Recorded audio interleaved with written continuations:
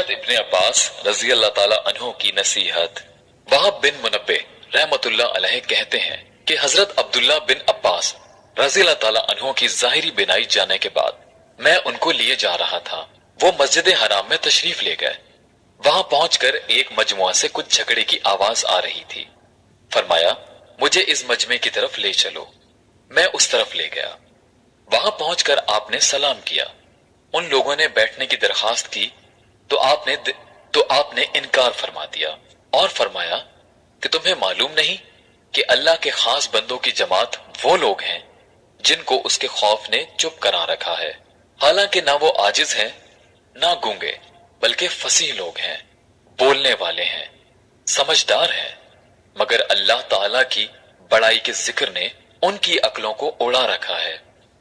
उनके दिल इसकी वजह से टूटे रहते हैं और जबानें चुप रहती हैं, और जब इस हालत पर उनको पुख्तगी मुयस्सर हो जाती है तो इसकी वजह से नेक कामों में वो जल्दी करते हैं। तुम लोग उनसे कहां हट गए?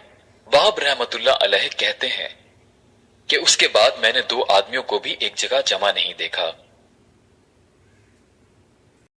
फायदा, हजरत इब्ने अब्बास रज़ी अल्लाह ताला अन्हु अल्लाह के खौफ से इस कदर रोते थे कि चेहरे पर आंसुओं के हर वक्त बहने से दो नालियां सी बन गई थीं।